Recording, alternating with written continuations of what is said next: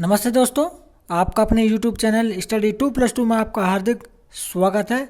इस वीडियो में हम ईवीएस के शॉर्ट नोट को कवर करने वाले हैं जो कि आगामी आने वाली परीक्षा सीटेट में आपकी काफ़ी हेल्प करेंगे। तो चलिए स्टार्ट करते हैं अपना वीडियो। ये देखिए, सबसे पहला ही पॉइंट देखिए कितना इंपॉर्टेंट पॉइंट लिया हुआ है हमने। देखिए ये देखिए, ये शॉर्ट नोट जो है ना डायरेक्ट हमने एनसीईआरटी की किताबों से ही उठाए हैं। ठीक है, क्वेश्चन पढ़ते हैं। देखिए, सांप के दांत नुकीले होते हैं। देखिए, सांप के दांत जो है वो नुकीले होते हैं। ठीक है, वह अपने शिकार को चबाकर नहीं बल्कि निगल जाता है। देखिए, सांप कभी भी अपने शिकार को चबाता नहीं है, वो डायरेक्ट उसे निगल जाता है। ठीक है, अगला पॉइंट देखिए इंपॉर्टेंट है। गिलहरी के दांत हमेशा बढ़ते रहते हैं। देखिए, गिलहरी के जो दांत होते हैं ना वो हमेशा ही बढ़ते रहते हैं। ठीक है, लेकिन वो छोटे कैसे होते हैं बता दें।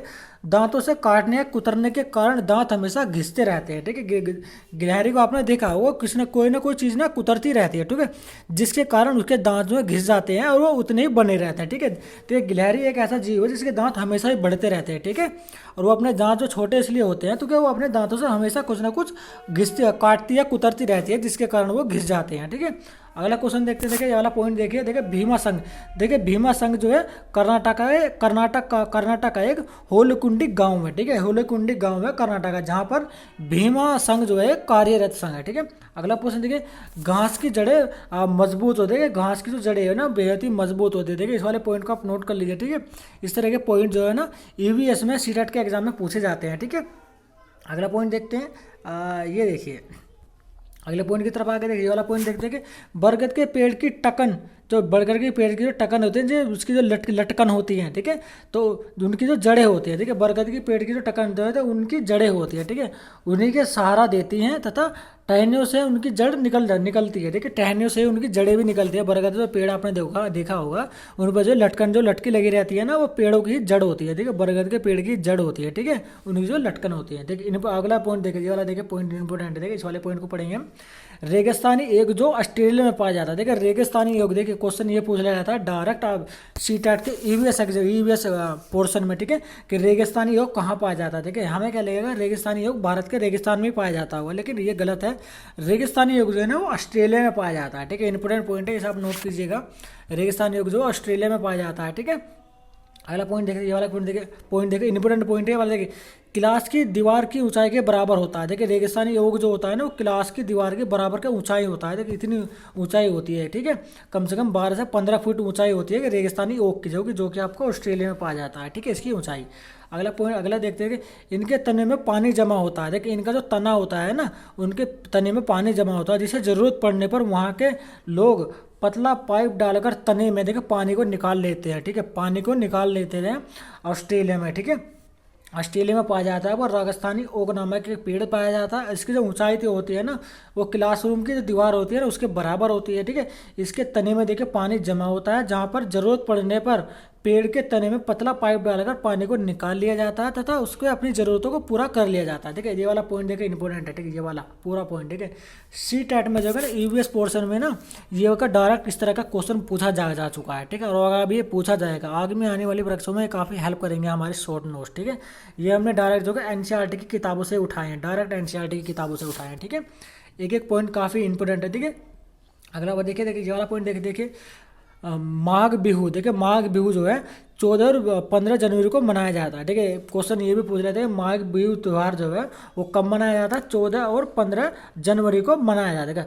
पहला दिन देखिए उर्गवा कहलाता है। देखिए, जो 14 जनवरी का जो दिन है पहला दिन देखिए उर्का कहलाता है। इस दिन को अस्थायी शेड बनते हैं। देखिए, अस्थायी शेड बने जिसे जो है भेलाघर कहते हैं। देखिए देखिए भेलाघर कहते हैं जिसे। ठीक है, और सामूहिक भोज का आयोजन किया जाता है। ठीक है, सामूहिक भोज का आयोजन भी किया जाता है माघ के महीने में। ठीक है, माघ में। ठीक है, माघ बिहू एक त्यौहार है जो कि 14 और 15 जनवरी को बनाया था। इसका जो पहला दिन है उसे उर्का कहलाता है। इस दिन अस्थायी शेड बनते हैं जिसे भेला कहा जाता है। कि भेला, देखिए शब्द ध्यान रखिएगा, भेला। ठीक है, भेला। और सामूहिक भोजन का आयोजन किया जाता है इस दिन। ठीक है, बोरा देखते हैं। देखिए, बोरा असम में पाए जाने चावल की एक किस्म है। ठीक है, बोरा जो है ना बोरा असम राज्य में जो है एक पाए जाने वाले चावल की एक किस्म है। हाँ, एक नहीं किस्म है। ठीक है, जो पकने के बाद चिपचिपा हो जाता है। देखिए, जो पकने के बाद जो है ना थोड़ा सा चिपचिपा हो जाता है। ठीक है, इंपोर्टेंट पर देखिए बोरा, इसे नाम याद कर लीजिए। बोरा जो है एक चावल की किस्म है जो कि असम राज्य में पाई जाती है, जो कि चिपकने के बाद थोड़ा सा चिपचिपा हो जाता है। ठीक है, देखिए इसी तरह के पॉइंट जो है ना आप आसान एकदम डीपली एनालिसिस करके ना इन्हें याद कर लीजिए। ठीक है, मन में बैठा लीजिए। देखिए ईवीएस में जो है ना, सीटेट में ईवीएस में देखिए 30 क्वेश्चन पूछे जाते हैं। ठीक है, तो उसमें जो है ना आप इसी तरह के क्वेश्चन बनते हैं। ठीक है, ये डायरेक्ट हमने शॉर्ट नोट हम आपको पढ़ा रहे हैं जो कि हमने एनसीईआरटी की किताबों से बनाए हैं। ठीक है, अगला देखते हैं। यार देखिए भात सुक्तो, देखिए इंपॉर्टेंट पॉइंट है। भात सुक्तो चावल और रस्से वाली सब्जी। ठीक है, देखिए ये वाला भात सुक्तो एक सब्जी का नाम है जो कि चावल और रस्से वाली एक सब्जी होती है। ठीक है, चावल और रस्से वाली सब्जी होती है जिसे हम भात सुक्तो कहते हैं। ठीक है, इंपॉर्टेंट पॉइंट है। देखिए इसे आप याद कर लीजिएगा, भात सुक्तो नाम याद कर लीजिए, भात सुक्तो। जैसा भी आप नाम पढ़ेंगे ना भात सुक्तो, तो आपको अचानक आपके माइंड में क्लिक होना चाहिए कि चावल और रस्से वाली सब्जी को जो है भात सुक्तो कहते हैं। ठीक है, अगला पॉइंट देखते हैं। देखिए ये देखिए हमारा अगला पॉइंट देखिए, इंपॉर्टेंट पॉइंट है ये वाला पॉइंट देखते हैं। देखिए आंध्र प्रदेश के पोचमपल्ली कस्बे के पास एक गांव है। देखिए आंध्र प्रदेश में एक पोचमपल्ली कस्बे के पास एक गांव है मुख्तारपुर। ठीक है, मुख्तारपुर। देखिए इंपॉर्टेंट पॉइंट है, एग्जाम में कभी कभी ये भी पूछ लिया जाता है कि मुख्तारपुर गाँव किस राज्य में है, तो आंध्र प्रदेश में। ठीक है, आंध्र प्रदेश में। ठीक है, वहाँ ज़्यादातर परिवार जो बुनकर है। देखिए इंपॉर्टेंट पॉइंट, वहाँ के जो ज़्यादातर परिवार जो है ना वो बुनकर का ही कार्य करते हैं। इसलिए वहाँ की बुनाई, देखिए वहाँ की जो बुनाई है उसका बुनाई का नाम भी जो है पोचमपल्ली रख दिया गया है। ठीक है, पोचमपल्ली। देखिए नाम याद कर लीजिए, पोचमपल्ली। ठीक है, पोचमपल्ली। ठीक है, कहाँ की बुनाई है, आंध्र प्रदेश की बुनाई है। ठीक है, आंध्र प्रदेश में मुख्तारपुर एक गांव है जहाँ पर ज़्यादातर परिवार जो है जो बुनकर हैं। ठीक है, और वहाँ के परिवार जो बुनकर है और उनकी जो बुनाई हुई वस्तु होती है ना उसे पोचमपल्ली नाम से जाना जाता है। ठीक है, इंपॉर्टेंट पॉइंट है, इसे आप याद कर लीजिएगा। अगले कुछ पॉइंट देखते हैं। देखिए एक एक पॉइंट जो है काफ़ी इंपॉर्टेंट है, एक एक पॉइंट। ठीक है, अगला पॉइंट देखते हैं, ये वाला देखते हैं। देखिए दवाई जिसे हम सीरम कहते हैं वो सांप के जहर द्वारा निर्मित है। देखिए सीरम एक दवाई होती है जो कि सांप के जहर से बनाई जाती है। क्या आपको पता है कि सांप के जहर से भी देखिए दवाई बनाई जाती है। ठीक है, तो उस दवाई का नाम है सीरम। ठीक है, सीरम जो है सांप के जहर से बनाई जाती है दवा। ठीक है, अगला पॉइंट देखते हैं। देखिए इंपॉर्टेंट पॉइंट है, इसे देखते हैं। ग्लूकोज शुगर के रूप में हमारे शरीर को ताकत देता है। देखिए इंपॉर्टेंट पॉइंट है, ये वाला क्वेश्चन जो है ना आपसे ऑल कॉम्पिटिटिव एग्जाम में भी ये पूछ लिया जाता है। देखिए ग्लूकोज जो है ना शुगर है, यानी कि एक मीठा होता है ग्लूकोज जो है हमारे शरीर को ताकत प्रदान करता है। ठीक है, अगला पॉइंट देखिए, ये वाला पॉइंट देखिए। पेट के अंदर का तापमान लगभग 30 डिग्री सेल्सियस होता है। देखिए पेट के अंदर का तापमान जो है ना 30 डिग्री सेल्सियस होता है। देखिए आपको पता होना चाहिए। देखिए 1882 में डॉक्टर बोट ने पाचन प्रक्रिया की खोज की। देखिए डॉक्टर जो है बोट ने पाचन क्रिया की खोज की थी। देखिए हम मार्टिन सोलर के पेट में देखिए तथा 9 वर्ष तक पेट की खोज की थी। इन्होंने देखिए डॉक्टर बोट जो होते हैं ना उन्होंने पेट के अंदर पाचन क्रिया की खोज की थी। ठीक है, और 9 वर्ष तक खोज की थी। और कब की थी, 1882 में की गई थी। इन्होंने पाया था कि पेट के अंदर का जो तापमान होता है ना वो 30 डिग्री सेल्सियस होता है। ठीक है, देखिए इंपॉर्टेंट पॉइंट है। ठीक है, ये वाले पॉइंट आप याद कर लीजिएगा। ठीक है, हालांकि देखिए कालाहाड़ी, देखिए उड़ीसा में एक स्थान है कालाहाड़ी जो सबसे अधिक चावल पैदा करता है। देखिए इंपॉर्टेंट पॉइंट है। देखिए आप नाम याद कर लीजिए, कालाहाड़ी। ठीक है, कालाहाड़ी उड़ीसा में एक स्थान है जहाँ पर सबसे अधिक चावल की पैदावार होती है। ठीक है, सबसे अधिक चावल उगाया जाता है कालाहाड़ी में। ठीक है, इंपॉर्टेंट पॉइंट है, इसे आप याद कर लीजिएगा। देखिए अगला पॉइंट देखिए, ये देखिए अगला पॉइंट देखिए, इनका इंपॉर्टेंट है, इसे हम थोड़ा सा ध्यान से पढ़ें। देखिए नेफिथिस। देखिए नेफिथिस जो एक पौधा होता है जिसे हम शिकारी पौधे के नाम से जानते हैं। देखिए शिकारी पौधा। ठीक है, नेफिथिस नाम याद कर लीजिए। आप ना थोड़ा सा अटपटा नाम है लेकिन आप इसे याद कर लीजिएगा प्लीज। ठीक है, नेपिनिथिस। ठीक है, नेपिनिथिस जो एक शिकारी पौधा, यह जो है पौधा कहाँ कहाँ पाया जाता है, तो ऑस्ट्रेलिया में पाया जाता है, इंडोनेशिया में पाया जाता है और भारत के मेघालय में पाया जाता है। ठीक है, ये डायरेक्ट देखिए ये पूरा पॉइंट बहुत इंपॉर्टेंट है। ठीक है, ये पूरा ही पॉइंट बहुत इंपॉर्टेंट है, इस पूरे पॉइंट को आप याद कर लीजिएगा। ठीक है, सीटेट में जरूर इससे क्वेश्चन पूछा जा चुका है और आगे भी पूछा जाएगा। ठीक है, देखिए नेपनीथिस जो है एक शिकारी पौधा है जो कि ऑस्ट्रेलिया में, इंडोनेशिया में और भारत के मेघालय में पाया जाता है। ठीक है, इसका आकार जो है, देखिए इसके आकार की बात करें तो इसका आकार जो है लंबे घड़े जैसा होता है। ठीक है, लंबे घड़े की तरह इसका आकार होता है।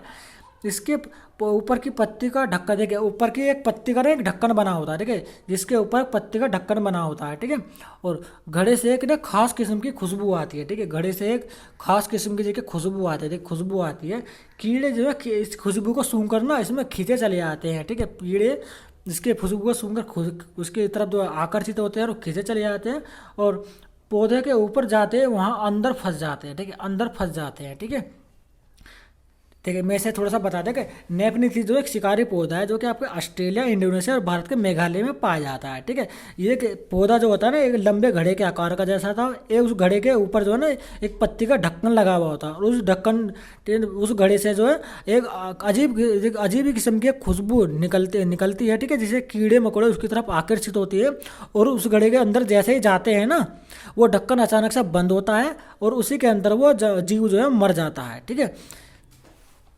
इंपॉर्टेंट पॉइंट है। ठीक है, अगर आप क्वेश्चन देखते ये वाला पॉइंट देखें, चीज़ें खराब होने से बचने के लिए घरेलू उपाय देखिए, अगर आप दूध को अगर उबालते हैं ना तो उसके खराब होने के चांसेस जो हैं बहुत ही कम हो जाते हैं। ठीक है, बहुत ही कम हो जाते हैं आपके दूध को खराब होने के चांसेस यदि आप उसे दूध को उबाल कर रखेंगे। ठीक है, अगला देखिए, आंध्र प्रदेश में आम पापड़ को मामिडी तांडू कहते हैं। देखिए आम पापड़ जो होता है ना आपने खाया भी होगा, देखा भी होगा। देखिए आंध्र प्रदेश में आम पापड़ को जो है मामिडी तांडू कहते हैं। ठीक है, इंपॉर्टेंट पॉइंट है, इसे आप याद कर लीजिएगा। अगला क्वेश्चन देखिए, मिर्च भारत में पुर्तगाल देश के व्यापारी दक्षिण अमेरिका से लाए थे। देखिए इंपॉर्टेंट पॉइंट है। ठीक है, ये सभी एग्जाम में यहाँ पर मैं सीटेट की बात करूँ तो उसमें भी काफ़ी इंपॉर्टेंट पॉइंट है, तो अदर कॉम्पिटिटिव एग्जाम में भी इंपॉर्टेंट पॉइंट देखिए। उसमें क्वेश्चन ये पूछ लिया जाता है कि मिर्च जो है कौन लेकर आया था भारत में, तो पुर्तगाल लेकर आया था। तो कहाँ से लेकर आया था, दक्षिण अमेरिका से लेकर आया था मिर्च भारत में। कौन लेकर आया था, पुर्तगाल देश के व्यापारी लेकर के आए थे। ठीक है,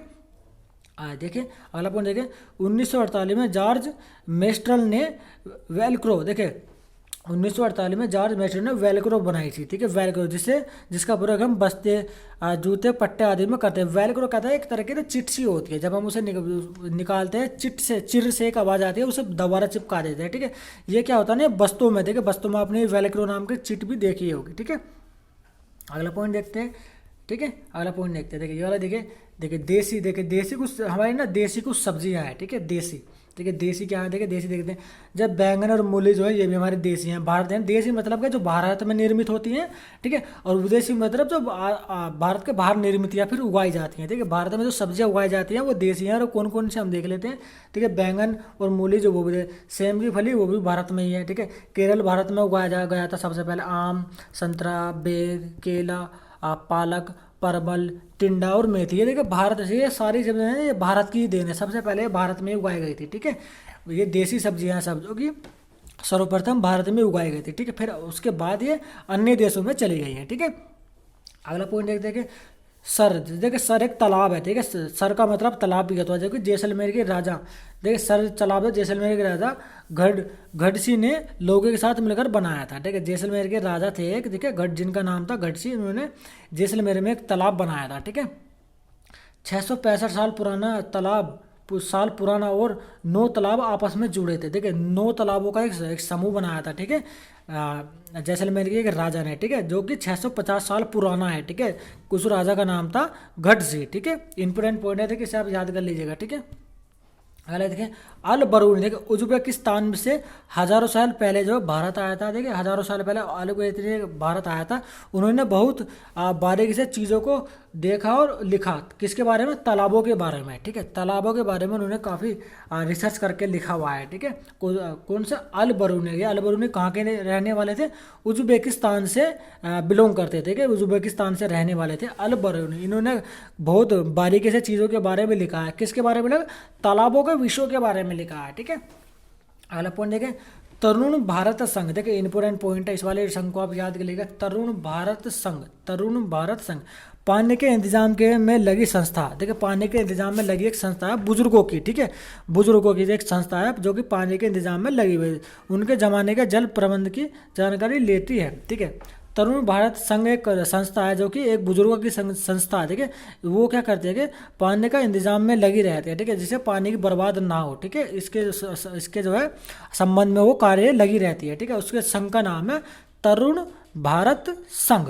ठीक है, आगे ये देखते हैं, पुराने कुओं की मरम्मत करती है, नए कुओं का निर्माण भी कराती है ये वाली जो संस्था है। ठीक है, ताकि पानों की किल्लत से बचा जा सके। ठीक है, देखिए इस वीडियो में देखिए हमने काफ़ी इंपॉर्टेंट पॉइंटों को सभी को कवर कर लिया है। देखिए काफ़ी इंपॉर्टेंट पॉइंट है कि ये जितने भी हमने ये शॉर्ट नोट हैं। ठीक है, शॉर्ट नोट हैं जो कि हमने डायरेक्ट एनसीईआरटी की किताबों से उठाए हुए हैं। ठीक है, कुछ क्वेश्चन हमने सीटेट के प्रीवियस ईयर क्वेश्चन पेपर से भी लिए, जो कि आगे में आने वाली परीक्षाओं में आपको काफ़ी हेल्प करेंगे। देखिए दोस्तों, दोस्तों यदि आपको लगता है कि इस वीडियो से आपकी थोड़ी भी हेल्प हो सकती है तो प्लीज़ हमारी इस वीडियो को लाइक कर दीजिएगा तथा अपने दोस्तों और अपने सहपाठियों के साथ इसे शेयर भी कर दिएगा तथा हमारा यूट्यूब चैनल है स्टडी 2+2, इसको आप सब्सक्राइब कर देगा तथा बेल आइकन को प्रेस कर दीजिएगा ताकि आगे में आने वाले नोटिफिकेशन आपको पहले मिल सके। देखिए ठीक है, चले चलता हूँ और जल्दी मिलता हूँ अपने नेक्स्ट ईवीएस के शॉर्ट नोट के साथ। देखिए यदि आपने हमारे प्रीवियस शॉर्ट नोट नहीं पढ़े हैं ना,